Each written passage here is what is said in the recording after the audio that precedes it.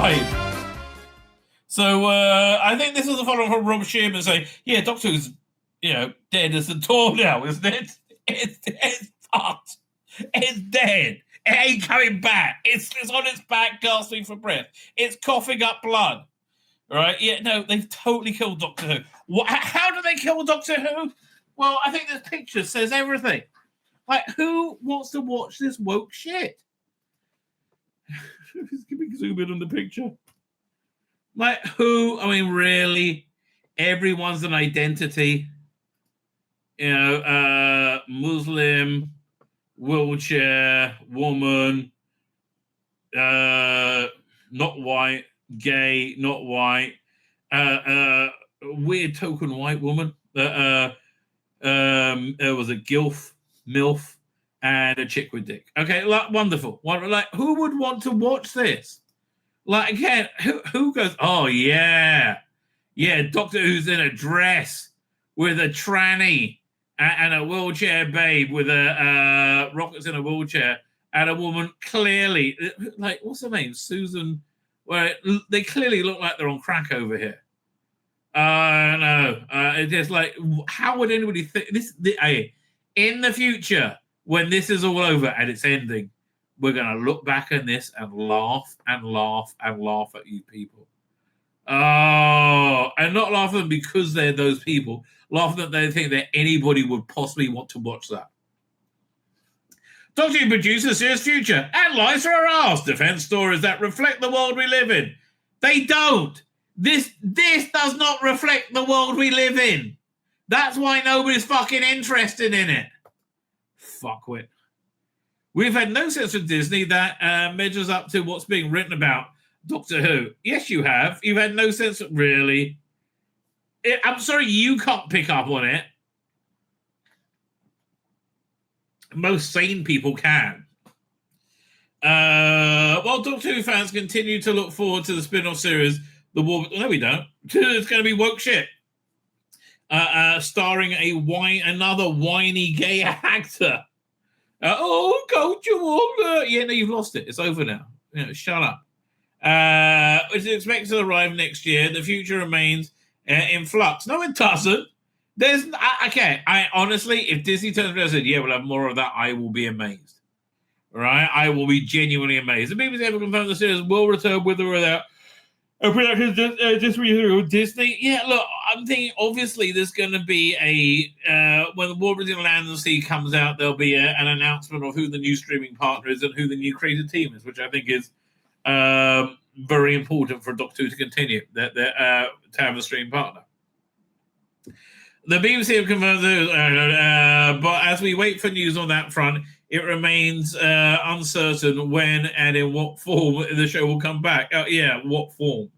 Now, Jane Tranter, executive producer and founder of Practically Bad Wolf, has addressed that about the show's future in an interview on the broadcast.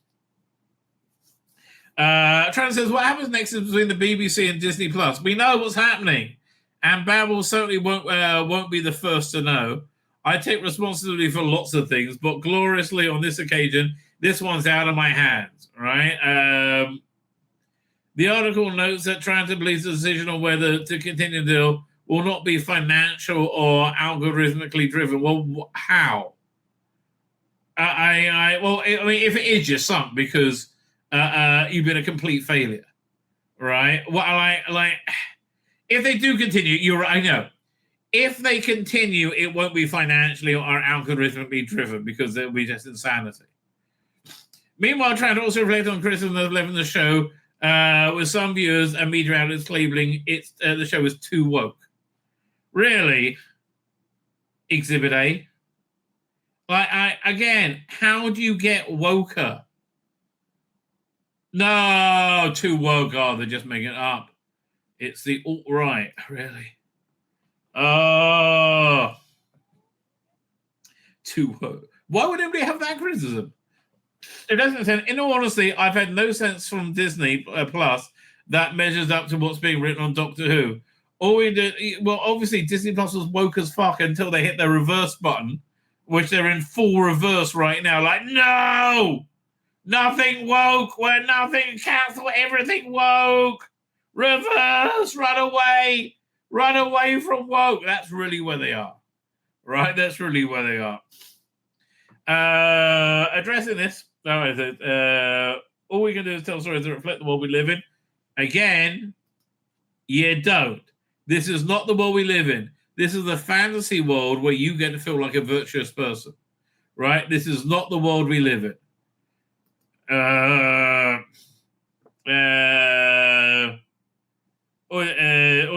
Reflect what we live in, not just some of us, but all of us. Nobody lives in that world, right? I understand Yasmin Finney wants us all to go, yes, you're a lady with your penis, you're a lady, right? And like, I don't know, again, the sneering of what's her name, Ruth Madeley. I like, how do you think that makes you look tough? Oh, honestly, I've spoken about this quite a lot. I saw a fan edit, which was excellent, of the Obi-Wan Kenobi series, which used to be focusing on, what's her name, Mogus Ingram. She was the lead, essentially the lead, right? She was the protagonist throughout. And they re-edited it to make it about Obi-Wan Kenobi, and it got a lot better. But Mogus Ingram was still in it, and you got to see, in a supporting role as a villain, quite how talentless she was. And what she does to assert power is expressions like that, right? No, you just look like a cunt, right? You just look like a cunt. I'm sorry. Showrunner Rossi Davis also addressed this topic earlier this year while speaking on BBC celebrated long-running program. Someone's always bringing up matters of diversity. Well, stop. He explained. There are online warriors accusing us of diversity and wokeness. You accuse yourself of diversity. What are you talking about? Diversity? You mean you don't like have many white people? Yeah, that's right. And involving messages and issues. What? Again, you're so proud of it. Why are you denying it? I mean, like, honestly, you get a hard on over it. You're incredibly proud of yourselves, right? Here, let me see if I can find the. Where is it? Over here, doink. And yeah, here we go, doink. Like, you're so freaking proud of this. I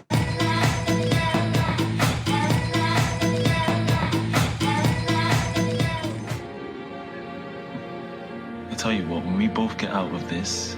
Oh look, Shooting Out was playing somebody who's super gay. Who never seen that before?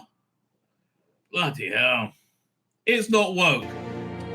Let's argue across the stars. While fucking each other up the arse. Yeah, normal thing you expect here on Doctor Who. Yeah, no, this isn't woke at all. I like that. I like that, but I'd like you to think of my anus as well.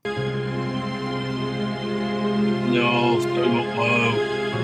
So not woke. Oh, I have to check later. Oh, it's crying! Oh, no! That's how he acts, you know. Oh, fuck off, Shooty. Nakuti, I think is how he pronounces his name now. Pain the fucking arse, whoever he is. Who's contractually prohibited from playing Doctor Who ever again. Mwah.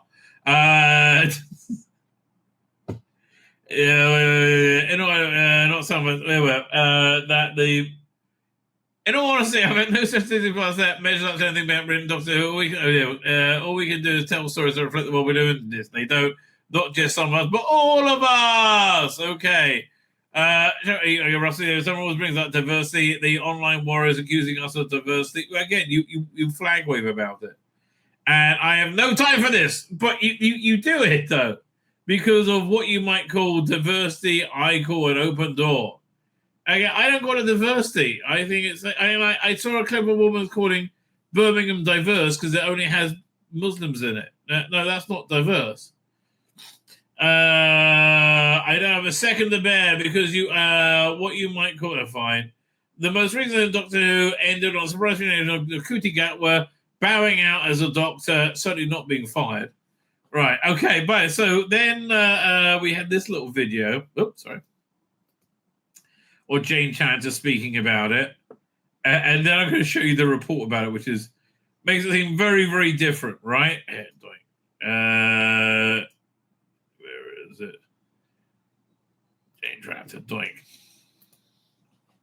Forgive me for sitting here with you now and not asking. Well, they'll have been alarmed to read what the writer Robert Shearman said. What's the necklace say? Is that a chai? Hang on. Let me see. Let me open this up on my computer so I can see better look. Hoovians would not forgive me for sitting here. Wait. No, it's a wolf.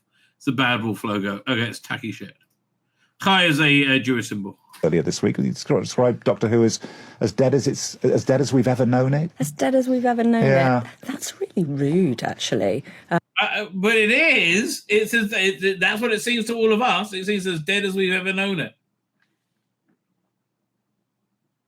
Yeah, again, and he had a good reason for that. His argument was sound. And really untrue. I think maybe... How's it really untrue?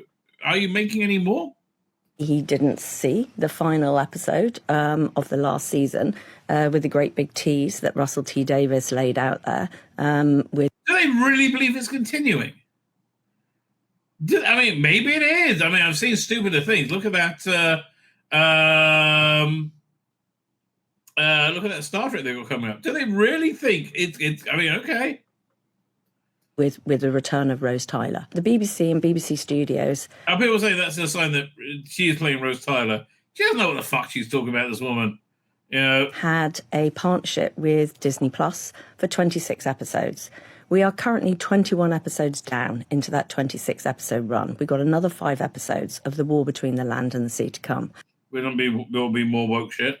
And at some point after that, decisions will be made together with all of us about what the future of Doctor Who entails. Well, we know it's not got Ncuti Gatwa in it because, again, he's contractually prohibited from playing the Doctor. And I know who are you lying to? Literally everybody knows you're lying, right? I don't know. Maybe there's this grain of truth in it that they have not officially severing, work with you yet. But I don't know. It's a 60-year-old franchise. It's been going for 20 years non-stop since we brought it back in 2005. Until now, when you killed it. You would expect it to change, wouldn't you? Nothing. Why? I would expect it to change to remain contemporary. I wouldn't expect it to change to say, oh, yeah, we don't care about science or religion or any cultural norms anymore. We want it to be about chicks with dicks, okay? That's what we want. And continues the same always, or it shouldn't continue the same always. So it will change in some form or the other. But the one thing I think we can all be really clear of is that the Doctor will be back. And everyone, including me, including all of us. I believe the Doctor will be back. I just don't know if it's got anything to do with her. Just has to wait patiently to see when. And who. And who? Exactly that. Yes. Maybe Billy Piper. We still don't know. Yeah. They have it till I think 2029 or 20. Hopefully, maybe it's only 2027. I don't know. Anyway, so reported over here came out a little bit differently. Doctor Who reacts to really rude claim as the show's as dead as we ever known it. Again, it's just reality. Why you're arguing with me about it? Classic is doing very well, but you're doing shit, right? Shit beyond shit. Dr. Who reacts to really rude claim instead of being ever known it. Reports of the Doctor's death have been greatly exaggerated, it seems. Well, it's dead right now. All right. I don't believe they've cast a new Doctor. I don't believe I think Rusty Davies has severed himself from it. Right? I think there's no production going on. There may be, but Classic seems to be where everything is right now. But I don't know, Jane Tranter, what is it about Truth and Reality that bothered you so much? Oh yeah, that you're a fuck up on this one. Jane Tranter, the one of the key executives behind Doctor Who and the founder of Badwell Studios, a company named that makes the show and also named from the show, has reacted to comments that the BBC flagship sci-fi series is as dead as we ever known it. It really is. That particular comment came from Robert Sherman, writer of the iconic 2005 episode Dalek. Yes, and he was just talking. He said, "What looks like as dead as we ever seen it now." And his point was that ending it with a nonsensical regeneration really doesn't give you anywhere to go to continue it in other media in time it's off air, right? You can't have a Billy Piper led Doctor Who series in books or audios, right? Everything's going to be backward looking at this point. And I'm sorry, like, as a watcher of the show, everything since 2017 has been nonsensical and self-contradictory, right? It's like there's a reason we begged you to retcon it away. And had you retconned it away, right, and actually tried to do good Doctor Who, right, this show would have been as huge as you thought it was going to be. But you didn't, right? That's the bottom line. You just didn't. You just went with your own stupid ideas. Cliffhanger, should you get where Piper calls Flows of Rose with the viewers left dangling, cliffhanger, blah, blah, blah. Speaking of BBC Wales, in an interview with Deadline, Jane Tranter was given an opportunity. Okay, yes. Tranter was quoted as saying, "As dead as we ever known, that's really rude, actually. It's and really untrue." I've only got 5 episodes to go. But I don't think it's really. Why is it really rude? Right?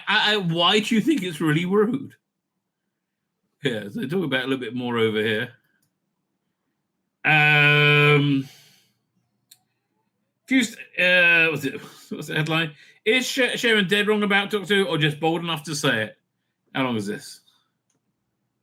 Okay, we'll go for it. I think he's just. It's like he didn't realize he was saying anything. It was because it's so patently obvious. Right? I don't think he thought it was breaking any major news here. Few statements can ignite the Doctor Who fandom quite like somebody declaring the show was dead. It's dead. I like. How is this even a discussion? Well, that's exactly what Robert Shearman recently did. Q fandom outrage and even response from Bad Wolf. Amidst the outrage, I couldn't help wondering, doesn't he have a point? Of course he does.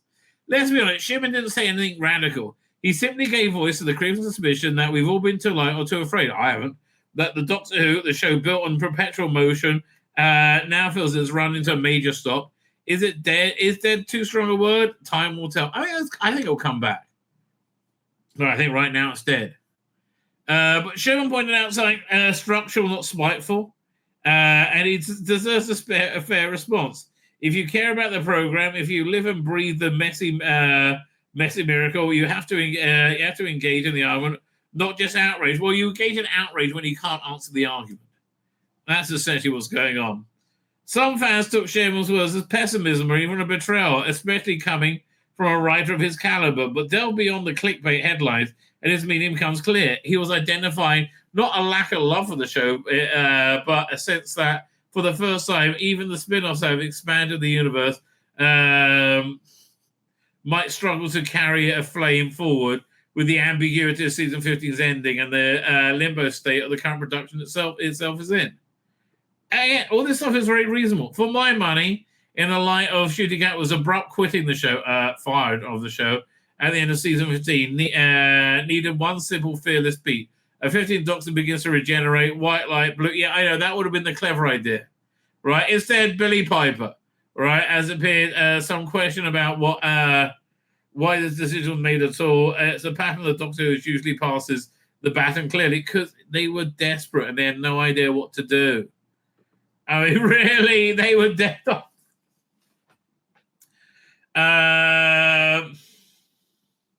According to Billy Piper herself, the scene was a last-minute addition, filmed in haste, but all indications there was no firm plan of what comes next.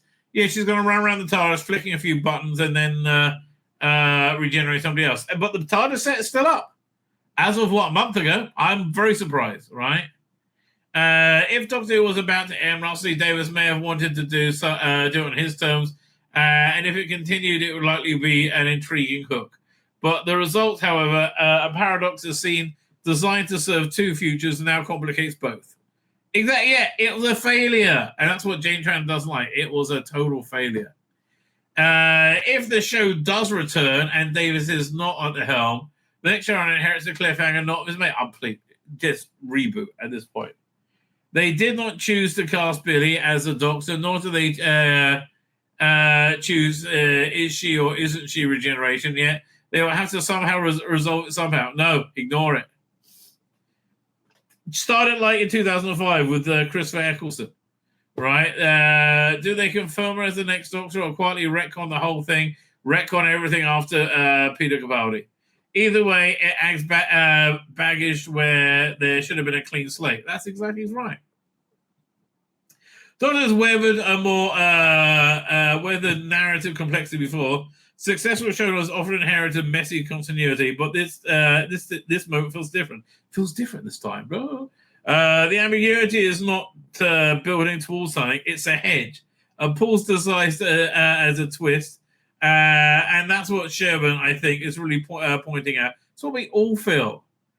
He said this show feels as dead as we've ever known it. Not because it's been officially cancelled, because it's been caught in the moment where it cannot easily move beyond any medium. Right? In that sense, Schumann's worlds felt less like criticism, more like diagnosis. Yeah, again, saying that, I don't think he was being malicious in the slightest. Honestly, don't. I doesn't strike me as being a malicious person. I think he's lamenting the absence of the space of continuity to resolve storytelling. For over a decade, Doctor Who could continue even like it did in the Wilderness years. Absolutely, it did not have to be this way. A cleaner ended up. Yeah, no, he's right. Was he wrong? No, he wasn't wrong at all. Right, wasn't wrong at all. We got this article. Okay, right here's Doctor Who returned inevitable. Stephen Moffat returned not inevitable. Well, he always says that. No. I do believe Doctor Who's return is somewhat inevitable. Whether you're a Doctor Who fan or somebody who covers a show, or both, or you know that it's tough to speculate what shooting at was regenerating Billy Piper's 16th Doctor maybe could mean. We all know what it means. They were fucked. They didn't know what to do. Trevor Russell Davis and BBC and the folks on Babel have made it clear that the series will continue. And when in the manner, but when and what manner of production is yet to be seen. As much as Living Limb, I mean, look, BBC want to make it. I think that's reasonably clear. So as one person is keeping the faith, is ex-showrunner Stephen Moffat. They're talking to social media to celebrate the 2-year anniversary read-through of the Nicola Coughlan starring Joys the World, which was one of the better shooting episodes, but still absolutely shit. Absolutely shit. One made it clear that he sides with those who say the show will return as inevitable, while making clear he doesn't mean he's returning. Yeah, no, exactly. He has to make it clear. There's nothing he would return to. Well, I want to tell you. What are you going to return to? There's no show. I think, listen, whoever takes over, he should return, right? But again, look, I was reading on over Sabbath. I pulled this out. I haven't looked at it in like 20 years. Literally 20 years. These books, I Who. Here's what I can find. Terrible covers, right? Absolutely terrible covers. Was it Mad Norwegian Press, I believe? Norwegian Press. Do I pull up the image of them? Yeah, what's that? Over here. There you go. Here, doink. Put it over here. Share the screen. Video file. If you're interested in the Wilderness Years Doctor Who, there's 3 books, and they are really. I mean, the covers are terrible, right? Absolutely terrible. They do cover pretty much everything made in the Wilderness Years. They all the BBC books, all the Virgin books, UK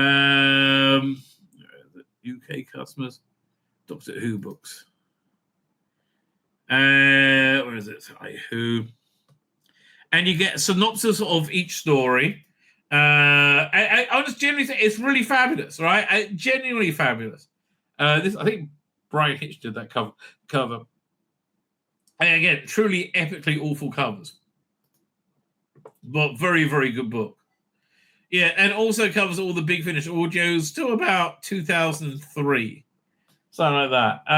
Again, big recommend, right? Really, really big recommend. But again, this is what I think is going to be happening. Fan stuff is going to be becoming much more important and much more central, right? It already is. I mean, I love the Cunning Monkey cut downs, right? I think they're fantastic. I like the what's it again? All the fan stuff. This up. So this is coming from what's it called again? The people who do the Doctor Who annuals, Terracus. Come back here. Terracus Productions presents When the Scars Screamed, a Dalek anthology, written by Charles McCory, illustrated by Charles Warples. Don't know who any of those are. With contributions by John Pill, Terry Malloy, Seb Short, Mickey Lewis, and Tom Texter. They don't hate you. They don't fit in. They simply don't believe you have the right to exist. Reason for great awareness of MS. Not suitable for the faint of heart. Contains graphic depictions of violence and terror. This looks really good, right? This looks like it's going to be really good. Good for him. I mean, I do like the work they do there. It's really good stuff. Also, they talked about this on Down Channel on Type 4. I can't wait till they do it in more detail. You had a quick look at this Peterborough Museum, right? And it looks fabulous, right? This looked absolutely fabulous. It blew my mind how fabulous it looked. It was you had like the Emperor Dalek from Evil of the Daleks there, and all these props lovingly reconstructed. Just gorgeous. So if you can get there, Sylvester McCoy is going to be there for the closing of it, I believe, November 2nd, right? You should really go. You should. It really looks absolutely fabulous. What looks absolutely cringe? Okay, more. I forgot. We got one more bit of insanity from Bad Wolf. Yeah, we'll share screen. Oh, so much insanity. So much Bad Wolf. There's had a bit of arrogance in as well, because, what's life without that? Doctor Who generosity Davis honors 10 years of Bad Wolf. It's the company's been around for 10 years. Bad Wolf, the production company currently producing Doctor Who and other produced TV series, is 10 years old this year. Originally formed by James Tranter and Julie Gardner after they left the BBC to go independent. They named the company from the season-long arc with Billy Piper's Rose, blah, blah, blah. David posted a portrait to celebrate Instagram. Here, let me show you. Okay, this is just so cringe. Everything is so cringe. Cringe. Share screen. Where is it? Okay, that's not cringe. This 10 years of Bad. He given them a portrait of himself, and again, it's a bit of a flattering portrait of that. 10 years of Bad Wolf. Me and the boss, Jane Tranter, and a portrait of me by Maddie Atwood. What an honor! And yes, that's the corner of the TARDIS. Okay, but last night celebrated 10 years of the company, named after Rose Tyler's alter ego. It celebrated its presence in Wales and creating jobs and reaching out into the community to provide support, inspiration, and hope. Funny to think back in 2004, I typed those random words. I look back now, the wolf has grown. Sometimes we think it's acted just like Rose intended, calling us together across time and says, happy days. It was happy days until he came back, you smiling little cunt. Who destroyed Doctor Who? But yeah, look, classic Doctor Who is doing very well right now, though. I mean, look, they just released a new figure from Character Options, which I think looks fabulous. I'll pull up in more details. There's a little video of it. Here we go. Look at this.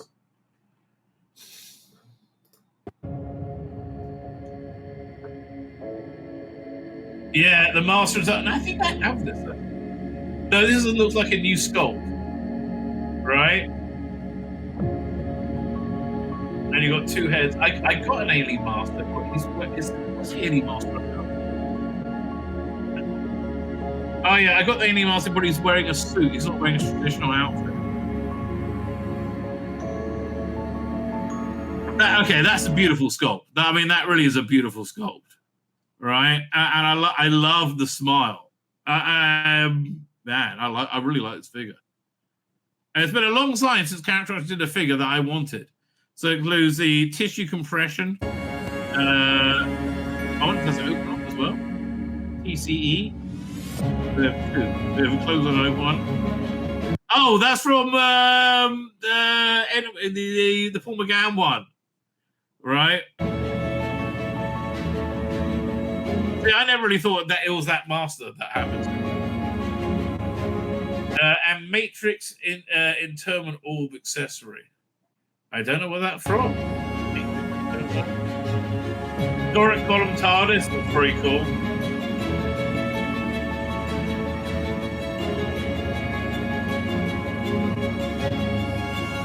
Yeah, this is the first time I put out a set that I'm actually interested in for a long time.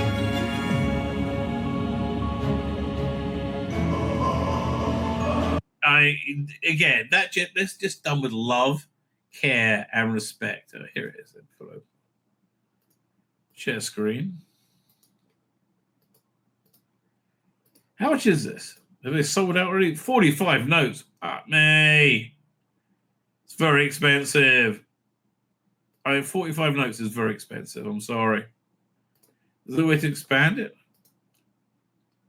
But look, it's a very good set. You can't really argue with this, right? It's a very good set. Oh, I'm so tempted.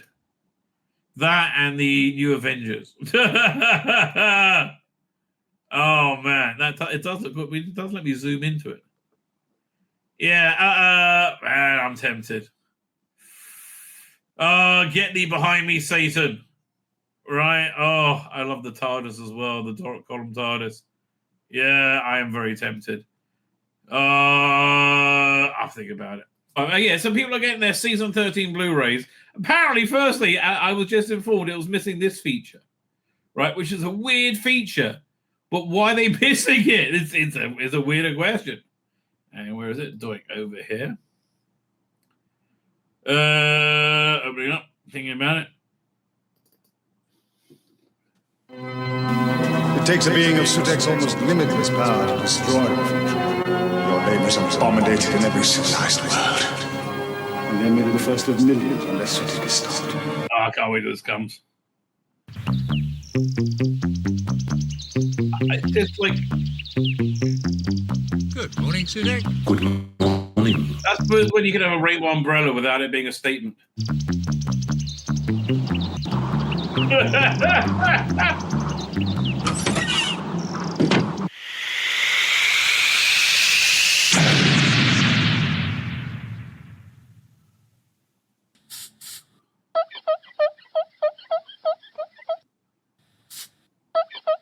I gotta go to the time to see who actually put this together.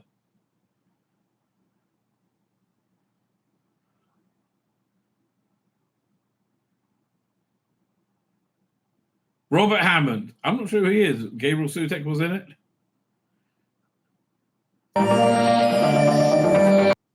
That's just a weird thing, and weird they left it out. Anyway, something I do like is new special effects. Right, I was very miffed at the Season 7 release because they didn't have new special effects. And boy, did it needed it. And T-Rex is... See, my thing is I want it to be absorbed into the media, right? And when I see a really bad T-Rex, I'm just taken out of it. So I thought if you animated a T-Rex one in there, it's just going to be very, very jarring, right? Not at all, right? Not at all. I've shown this hundreds of times before. But it's always worth reiterating it.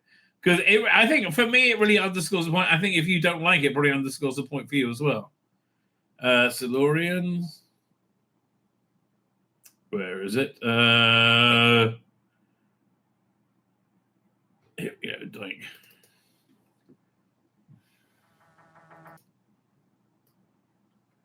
Hang on, let's see where they find a T-Rex when it comes in. Hang on. This is I think a very good re-edit of it. Oh, here we go.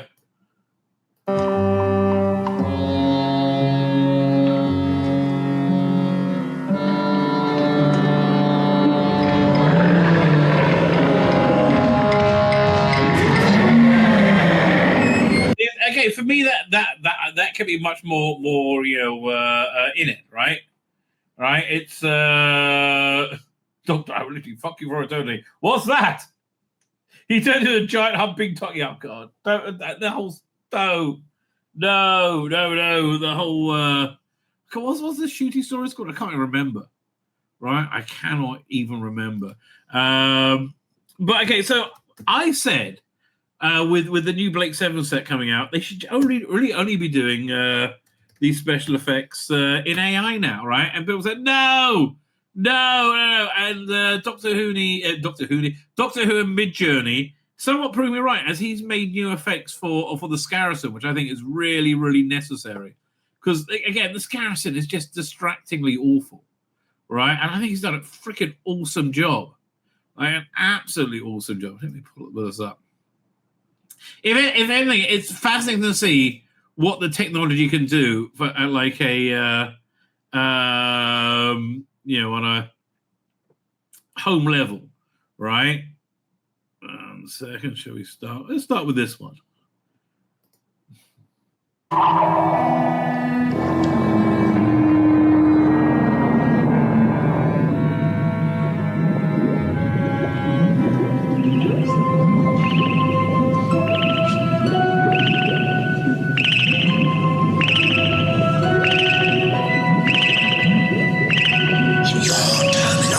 So I think that works a hell of a lot better. Honestly, genuinely, I really do. I think it's and it feels like it's of that era as well. I think it works a hell of a lot. This is what I think. This is where everything's going, right? This is certainly where special effects are going.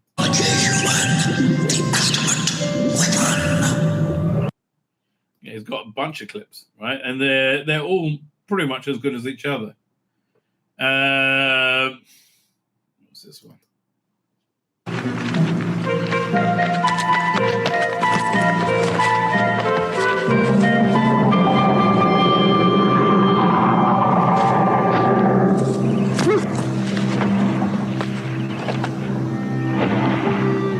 Again, I'm not taking out the fantasy of it.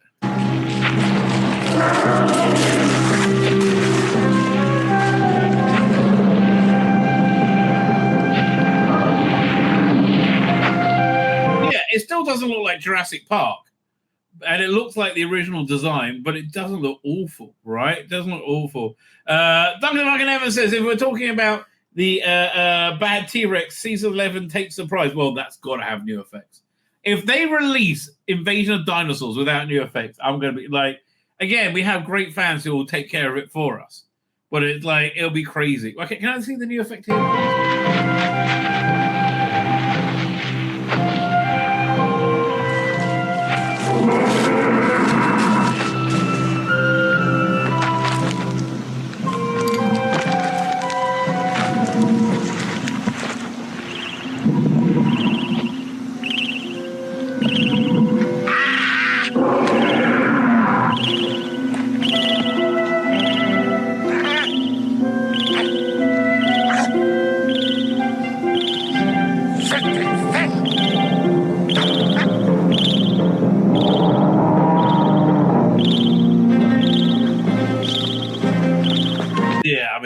Especially on low budget production, this is the only way to do special effects now.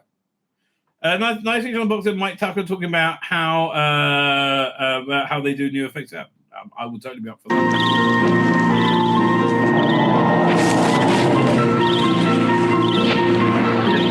Okay, let's see that again for a second. That was impressive.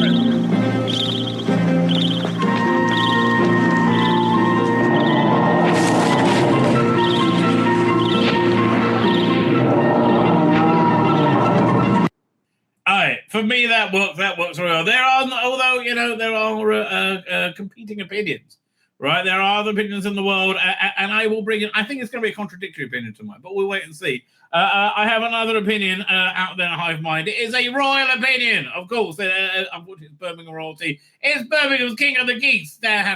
What happened to you? You look like you just came out of the shower. I have, sort of. Well, not the shower, a shower. I've just got completely and utterly drenched. outside, so on my way back from the gym. So I've got a bit, I'm wet about the gills. Okay.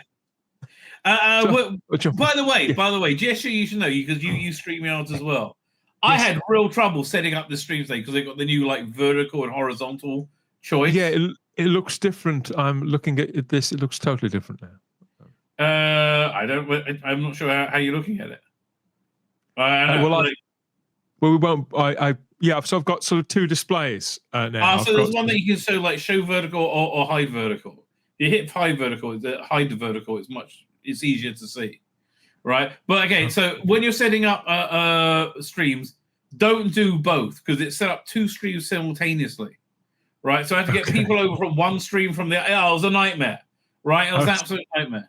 Now you are not a fan of the new effects. You like your effects as God intended them, right? That's not strictly speaking true. Although I'm a contrarian on this. All right. I don't head straight to the new effects. I go on a case by case basis. I did watch, and yet, okay. The outlier to this has been the Blake 7 ones. When the rest of them come out, I will stick to the just standard remastered. I don't like the new special effects on Blake 7 at all. With Doctor Who, I'm quite keen on it. That's interesting. Because I thought with Blake 7, they really took a lot of care to keep it like the original effects. They did, but it wasn't. You were just like, no. For me, it doesn't feel like Blake 7 for me when you change those things. I think because Blake 7 isn't Doctor Who, as it existed for 4 year. Yeah, you're right. Very precise time period. It belongs in the late 70s and the early 80s. I would say the same thing about the Box of Delights as well. Right? It really new effects would not help that. Right? It really needs that early 80s video, kind of feel. It sounds, when somebody says, "Oh, we're going to put new effects on Blake 7," you think, "Ooh," because the spaceship's so beautiful and this and that and the other, and then you actually see it, and it had a similar effect to me as the new special effects when Lucas tinkered with Star Wars in '97. Why do that? Whereas with the Doctor Who's, I think because it ran for so long, because it's a sort of cultural institution, and because they've been very, very sensitive, I put those sort of with the Star Trek ones, and yet they're far more radical than the Star Trek new. The Star Trek ones are really excellent. Their quality is just they're perfect. I do speak to Star Trek fans quite regularly who they say, "Oh yeah, fair play, those effects were great," but they still watch the original effects no matter what. I think I like what's the Devil in the Dark, where you got the Hoarder. So much better with the new effects. Anyway, we're just watching the Mid-Journey Doctor Who AI effects. MJ, every time, because I know MJ who runs that account. So every time I look back on social media, he's published a new short video of something he's done with the Zygons. So whichever one you've got is probably not the one that I last saw. But I think they really work well here. Let's have a look at this one. I saw some of his static images. I thought they were great. Again, oh wow. Yeah, because again, for me, it just that is. Yeah, that looks very great. much in the feeling here. This one was just. I haven't. He hasn't published one yet. With the shot I hate most, where it's Tom Baker throwing the control thing in London. There's an argument that says that the bright colours are anachronistic, that they would have looked fine in a Pertwee story, but on a season 13 story, they do look anachronistic. But then again, next to the Zygons lair, now that looks fine. Now you've got that up on screen. That looks fine. Yeah. Yeah. It really. I think they have this one with sound. But again, look. I mean, it seems. A guy made this for about $10. Right? To tell you, it's crazy how this is a game changer, right? MJ is a very clever man, and he works with AI in his day job. So this is his actual job. So it's, whereas a great many of the people that we see playing with it are doing it in 10 minutes here and there. And some of it's brilliant fun. But this is what a professional can do with a little bit of money and a bit of his spare time. Right. But it's not even that much money. I mean, like, honestly, it's probably paying no more than $30 a month for this. So, yeah, this is very effective. Stunning. And I don't feel pulled out the story, which I think the group really did.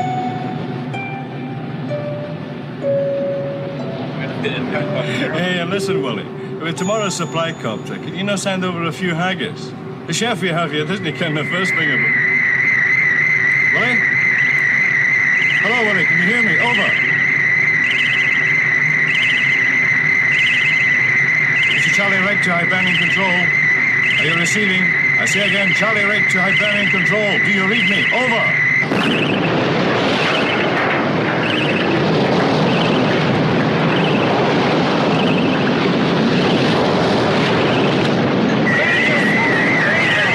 I'm very open to the idea of re-editing things for a new and current audience, right? Because I would really like people who only seen New Who to be able to access, old Who, like classic Who. But I do understand the blocks to it, right? Which I thought the basic idea of doing the colorized re-edits was a good one. I just wish they were good, right? I think the colorization of honestly, I didn't like the colorization of the Daleks, and I didn't like the edit. I didn't like the music, but it was better than the edit on War Games. But the colorization was beautiful on War Games. I'm assuming because they had a much better quality, image to work from. It seems they put that. Although, nowadays I guess you can upgrade it with AI, and then colorize that. It's probably weird. I got a 4K Battlestar Galactica. I told you recently. I just recently started rewatching Battlestar Galactica, and I found a fan 4K edit. It's freaking incredible, right? It's absolutely like I love watching it in 4K. Sorry.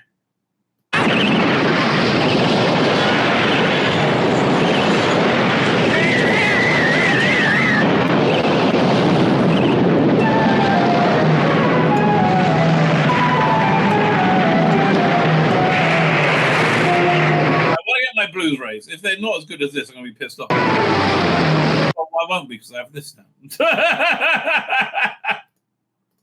It's brilliant. Absolutely brilliant. His stuff's getting better. I mean, whenever it was that he first started publishing quality stuff was probably around a year ago, and it's come on in leaps and bounds. Like this is the sequence I saw. Look, this is fantastic, isn't it? Yeah. How did you bring that creature to the earth?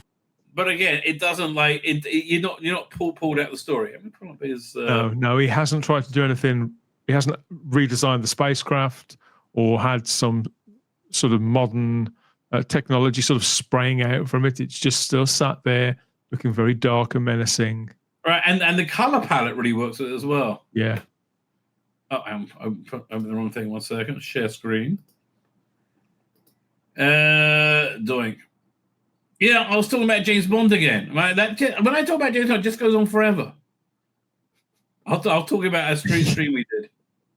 Oh, you were talking about our conversation. Yeah, but me just talking about it made me go, oh, here's one I haven't pulled up yet. Wait, let's grab this one.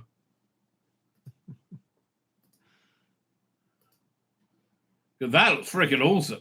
Yeah, it's wonderful.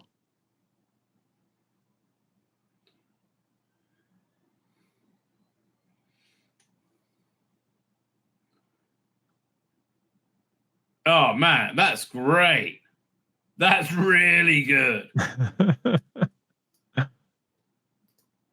More of that, please. I guess these are the original designs. Yeah. So I guess he made these with AI, and then he animated them. I would imagine so, as a sort of proof of concept idea. Yeah. I mean, I just don't understand the people who are so freaked out about AI want to like throw their clogs into the machines.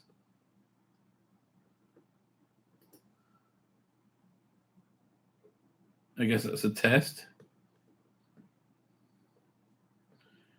Well, he certainly knows what he's doing. Yeah, he's promised to. Well, not promised. It was his idea. He wants to come on to Type 40 and do a live demonstration. Oh, so watch that. Putting something together. So hopefully, this is something we've been talking about for a little while. Hopefully, we'll be able to make that happen in and around his other commitments. These are kind of cute, aren't they? The Doctor Who kids show. Yeah. Obviously some work better than others. I particularly like the Ice Warrior. I think that's great. Yeah, I thought it was really good. You got the expression just right.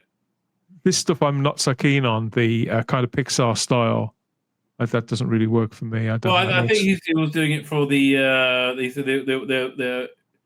taking tenders on a Doctor Who. It's funny on a Doctor Who. Oh, that's great with the action figure. I love that. Yeah, we grab that. I mean, it's not very doctorish, is it? Him going around shooting shit like that. Well, no, but it is an Ogren gun, so that's okay. It doesn't sound with that one.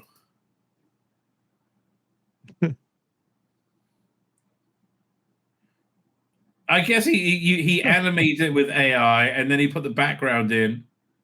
I just think it's wonderful that people do this stuff with their toys. It is great. And Dr. Alex does very well with his AI books on tape. His I heard some of his by Richard Burton the Richard Burton one. It made a fair amount of money. Good, yeah, it was great. I heard some of that. He sent me some of that.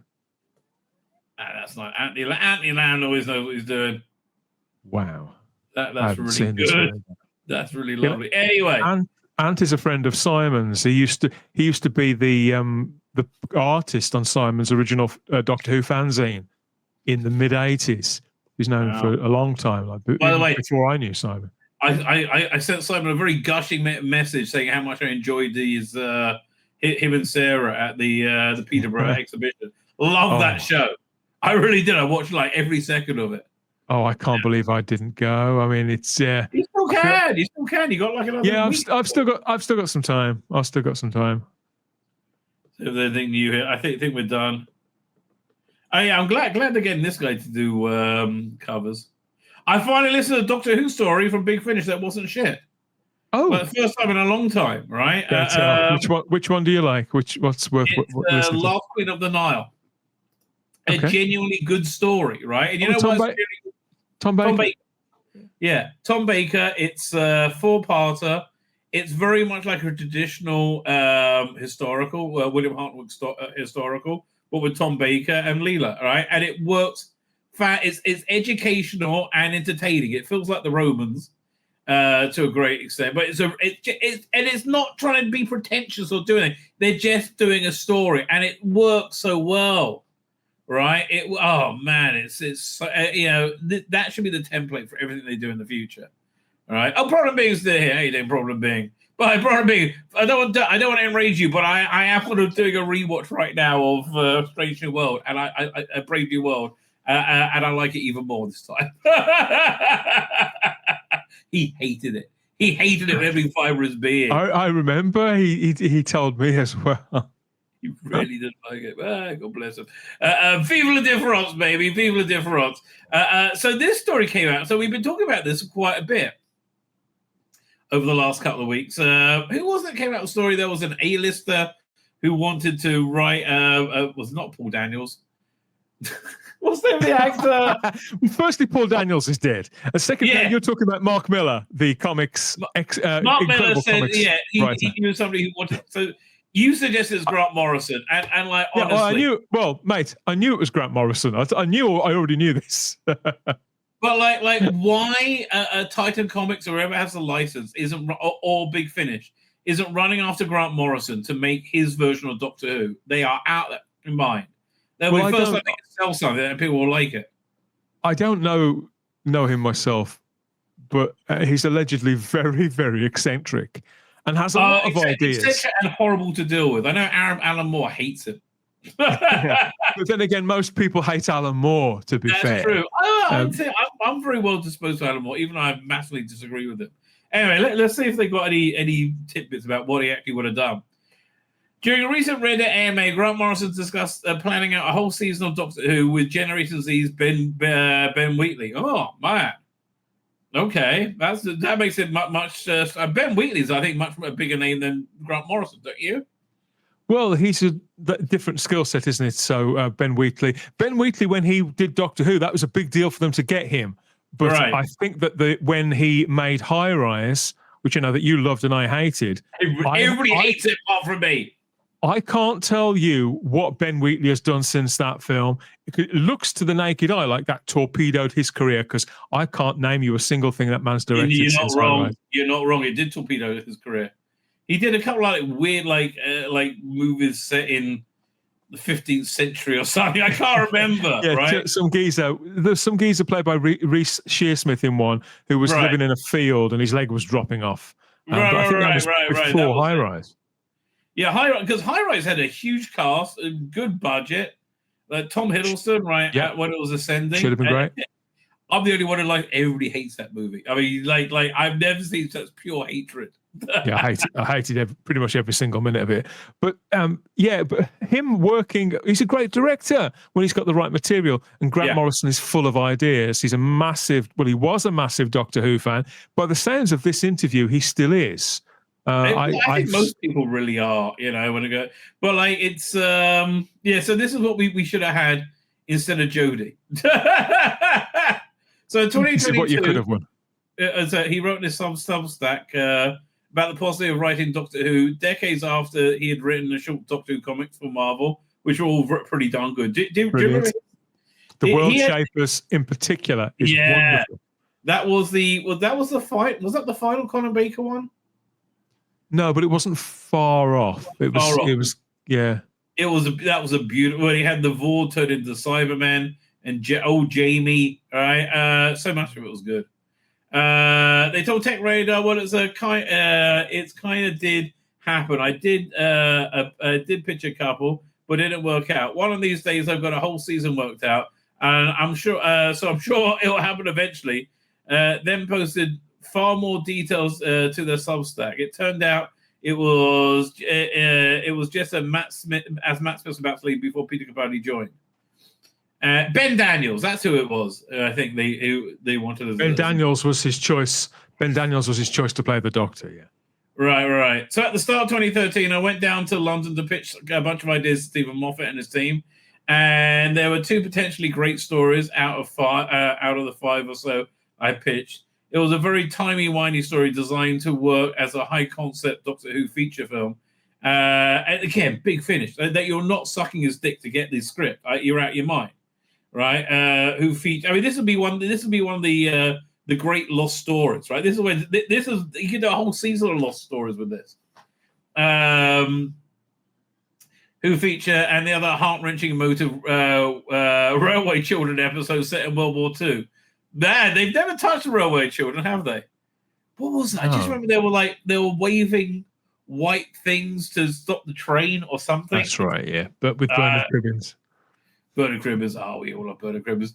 Nevertheless, even after a few attempts at refining the first idea, I didn't make the grade. Having now worked at all stages of TV production, I know exactly where I went wrong. That's interesting. In emphasizing certain aspects of the story over ones the BBC were more keener to have in the background.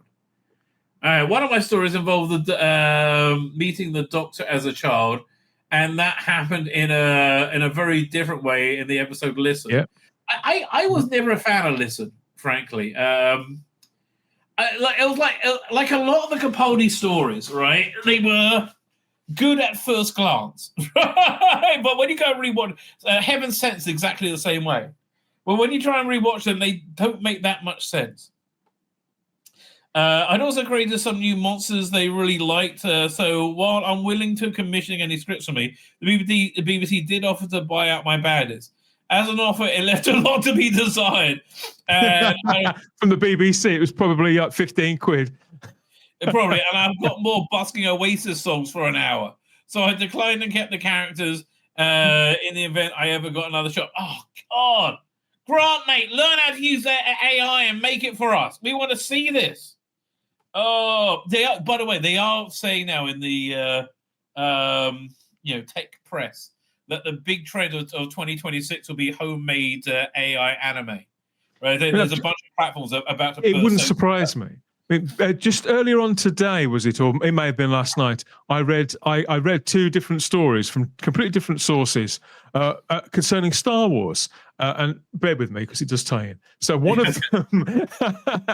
of them was that Steven Soderbergh pitched to Disney a Star Wars movie which would have starred Adam Driver, which Steven Soderbergh would have directed, and he didn't just go.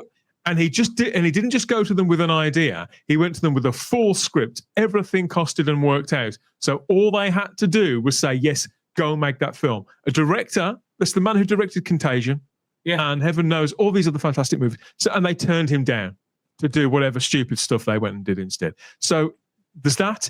And I've also just heard that David Fincher also approached Disney, again, with not a finished script in his case, but a clear concept, a Star Wars film that he had sort of conceived of, that he wanted to make, and they were very, very keen until Fincher said, but I stipulate I get final cut, and they said, piss off. So you've got, Disney Star Wars turning down Steven Soderbergh and David Fincher. Because they are that stupid. They are genuinely... And the BBC, the Doctor Who equivalent, is the BBC turning down Grant Morrison. Yeah. Matthew Mann said, does he experience running TV? He does now. In fact, what I've always wanted to do is he has since this, connect him up with Zack Snyder, because Zack Snyder has a bunch of cool ideas and visual concepts. Can't write a script to save his bloody life, right? He's written one movie that made me not want to hit myself in the face with a cricket bat. And all these movies look good. Like Sucker Punch looks great. It's just terrible scripts. What's the Rebel Moon? Terrible scripts. Great ideas, look great, terrible scripts. Give his ideas to Grant Morrison. He'll hammer them into a script for you. Right. Anyway, let's see what he's saying. The stories of meeting a doctor as a child. A few years ago, I befriended my personal favorite Doctor UK auteur, who also did a few Doctor Who episodes. Following many chats, we ended up with a whole fantasy season of Doctor. This must be Ben Wheatley. Right, of Doctor Who adventure that can only be described as revolutionary. We have big, mad ideas for the Doctor, the Companions, the Daleks, the season arc. Again, why aren't they knocking down these people's door? This is what Doctor Who needs. Like, it's an enthusiastic, reimagining, right? The problem we've got with the BBC then is the same as we've got now. Yeah. The BBC do not know who any of these people are, unless they've come up through either their own infrastructure or over at ITV or Sky through their approved partners, and they tick all the right boxes, and there's this and there's that and the other. They look at them with absolute and total disdain. Bear in mind, the BBC, now regardless of what's happened since, I appreciate there'll probably be several comments, but the BBC weren't interested in Neil Gaiman looking at Doctor Who, working on Doctor Who, when Stephen Moffat was so pleased at getting him. They didn't think it was a big deal at all because they didn't really know who the guy was. And bear in mind that they only made Neverwhere in the 90s because Lenny Henry had championed that. He'd basically funded it through it was Lenny Henry and Jonathan Ross through their production company, which I think was called Crucial Films. And so that would never have happened if it had been down to the BBC. Gaiman's name at the time was nowhere near it. It was, so they view anybody who's got a sort of a career path and accolades and accomplishments, if they're not the right accomplishments, if they've not worked their way up their ladder, meeting all of their criteria, then they just treat them like they're scum. Unless you're not white and you write political theatre, saying I hate Western civilization, then they love you. Yeah. Then I'll snap you up in a second. They view that as an attractive prospect. You give them some 23-year-old who's been like stark bollock naked in a room above a pub, sort of. They'll lap it up. Yeah, they'll love her. Anyway, so we had big, mad ideas for the Doctor, the Companions, the Daleks, the season arc, the TARDIS, and everything else. That's exactly what Doctor Who needs. That not only fit with canon. We are and are so blindingly obvious, but have never been done before. But there does exist what I can only describe as an ultimate Doctor Who pitch, poison materialized, awaiting the day Rusty Davis tires on the Time Lord. He's tired. He's tired. So Beagle's Andy Tannenbaum speculated that it might have been Alan Grant or possibly Paul Cornell, but this week's Reddit AMA to wrote the Batman Deadpool crossover from DC. A few of which Bleeding Cool has compiled with his handy tech, but I don't care. Graham Morrison wrote, I'd love to write for Doctor Who. I have a whole total revamped season work for Doctor Who with Ben Wheatley. I hope Netflix is listening and will insist on this, right? But they'll never let us near it. Ben Wheatley wrote, he didn't write Deep Breath, he directed it, and Into the Dalek. Deep Breath was about 20 minutes too long. As for others, he likes to see Seven Soldiers done as a TV show. I love Peacemaker and Eyes of Wakanda. Like Falls DCU didn't offer me to write, even though I created and done some 3 seasons of television in the last 10 years. Imagine Animal Man. I'd rather see The Invisibles. Oh, this is... The Invisibles was optioned by BBC Scotland. Right, I remember. Years and years ago. And again, they never went through with it because to them, Grant Morrison was a nobody. My name's Tzvi Lebetkin, the Rabbi from another planet. Please like, share, and subscribe. And ring that little bell. Ring the little bell so you're notified when new videos drop.